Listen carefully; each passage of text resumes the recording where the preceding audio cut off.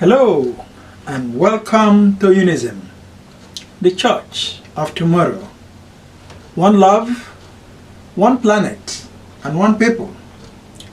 Our topic for today's presentation is spirituality. What is the goal of spirituality? The reason I gave in my application for admission into the mystery schools was that I wanted to develop myself. If you asked me at that time what I meant by developing myself, I would not have given you any answer. But after about 12 months of meditation and reflection, my dreams became my source for solving problems after everything failed, and my heart became my guide through life. Thus, you can say that meditation and living a spiritual life helped me to develop my brain and my heart, as well as other chakras of my body. Now, the question is the goal of spirituality to develop our body parts? Once upon a time, someone stole my bottle of wine in a grocery store. I left the bottle of wine at a corner where people left their stuff before going into the store. This was in the 1980s, and I was new in the United States as a freshman at Indiana University of Pennsylvania. About 5 minutes after I left the bottle of wine, my heart started pounding, and I wondered what was going on, and stood in one place with my right hand on my chest and not knowing what to do. After I finished shopping and went to get my bottle of wine, behold, it was no longer there.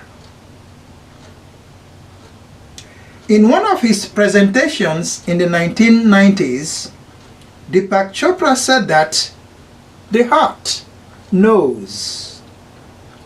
But many of us do not think about our body, let alone our body parts. By all means, I am not saying that the goal of spirituality is to develop our body. But without any doubt, it's the beginning of the spiritual life. Now, let us find out what others are saying about the goal of spirituality. The goal of spirituality, according to Heartfulness, is happiness and peace. Here is the quote. So in meditation, the immediate reward is that you arrive at a state in which you are very, very happy. You feel peaceful. You enjoy this peace that you have never enjoyed before. End of quote. According to the Divine Earth School, the whole point of meditation is to become a god. Now here is the quote. To embody your divinity, soul, self, while in human form. To actualize you are God's self while still human. End of quote. Sadhguru is one of my favorite spiritual teachers, mostly because he says it the way it is, without giving anyone false hopes or promises. In one of his YouTube presentations, he said that the goal of spirituality is liberation. Here is the quote. "This is a land which clearly understood God is our making." In other words, we created God. The land he is referring to is the country of India. That is the reason why in this culture, that is in India, God is not a goal. Mukti is the goal. Liberation is the goal. Ultimate freedom is the goal. God is never the goal. Mukti is freedom from everything, including God. End of quote. Some may find this last statement by Sadhguru offensive, more especially if you are not from India and you have not studied Hinduism. But letting go of a personal God is one of the requirements of a Hindu seeker during the last stage of liberation. Further, Joseph Campbell also said in one of his PBS presentations that your God is your obstacle. So do not take it to heart. Instead, find out what this really means. You can see from what we have shared that spirituality has many goals according to the practitioner, but all these seem to be individual goals apart from the goal of liberation in Hinduism. However, it seems all the goals of spirituality are motivated by selfish desires. Goals like, I want to be happy, or I want to be at peace with myself, I want to realize God and be in control, or I want to end it all through liberation according to Hinduism. Okay. All seems selfish to me because none of these goals answers the question, what do I give? They are all about what I want. None of the goals of spirituality we've described above answers the question, what do I give? They are all about what I want. The truth is that we were all born into this world with nothing, but we grew up with what nature and other people have contributed. Do you just want to disappear without even acknowledging the help you received from nature and other creatures? There was actually a time I felt like that.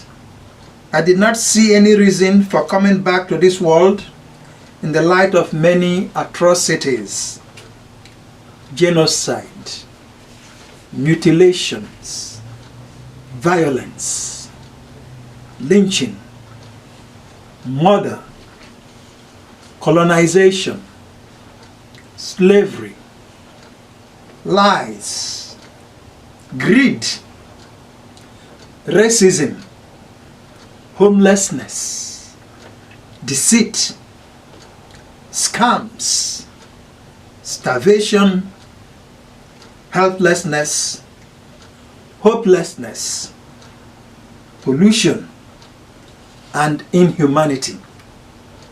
But one day, it occurred to me that if all the people who have been fortunate to see the world for what it is and do not want any of it and just disappeared, who would remain to save the world? According to dictionary stages of spiritual development, becoming a savior is the goal of spirituality. The savior is one who has become one with creation and developed compassion for all creatures. The savior embodies every aspect of spiritual development. He or she could leave this world at any time, but stays behind to teach the people on how to live in this world. The Savior is like the Bodhisattva in Buddhism, who descends into the mortal realm to help the people. The world needs many saviors who can use material means to put an end to the inhumanity, homelessness, helplessness, starvation, and hopelessness in the world. In our last presentation on spirituality, why transformation, I shared a spiritual experience and promised to do the same at the end of each presentation. But I now have a better approach. It occurred to me that you may learn from my spiritual experiences, but you probably have read about many spiritual experiences to the extent that my spiritual experiences might not mean much to you. For instance, you have read about Jesus walking on water or raising the dead in the New Testament. You might have also read about Lord Krishna giving a spiritual eye to Arjuna to see him in his full glory as God of the universe in the Bhagavad Gita. Thus, in the light of the increase in homelessness around the world, many people living from paycheck to paycheck, month after month, increase in obesity, numerous cases of mental disorder, helplessness, and hopelessness. What is at stake now in our time is not spiritual demonstrations, but how to live well in this world. We give credit to Joseph Campbell for this idea. So beginning with this presentation, we will share thoughts, quotes, stories, and life experiences on how to live well in this world. Because the sacred place is very important in the life of every human being, at this time in our history, we encourage those who have not looked into setting up a sacred place to reconsider, because your life blossoms from within, and without a sacred place, you will continue to be driven by circumstances instead of being in control of circumstances. Here is what Joseph Campbell said about the sacred place. A sacred place is a necessity for everybody. You must have a room or a certain hour a day or so where you do not know what was in the newspapers that morning. You don't know who your friends are. You don't know what you owe to anybody. You don't know what anybody owes you, but a place where you can simply experience and bring forth what you are, what you might be. This is the place of creative incubation. At first, you might find that nothing is happening there, but if you have a sacred place and use it and take advantage of it, something will happen.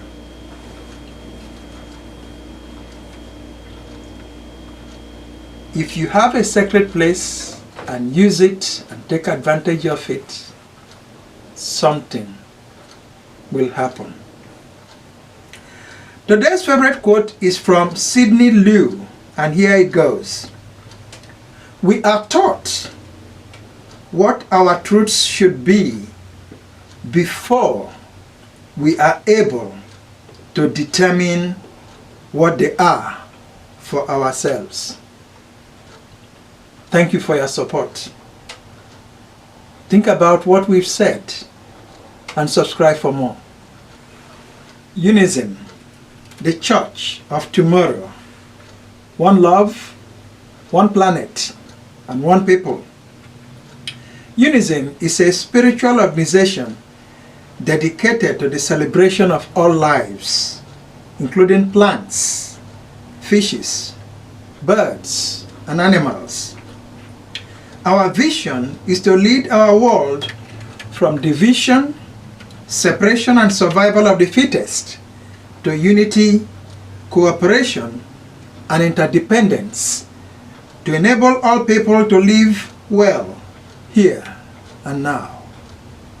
Our mission is to celebrate all lives irrespective of nationality, race, culture, religion, color, or bad circumstances. We are all loved without conditions, and we are all blessed without requirements. Our goal is to provide all people with the teachings and practices they need in order to live fulfilled lives. May you make each moment you live a moment of love, peace, and happiness for yourself and for everyone you meet. Thank you for your support.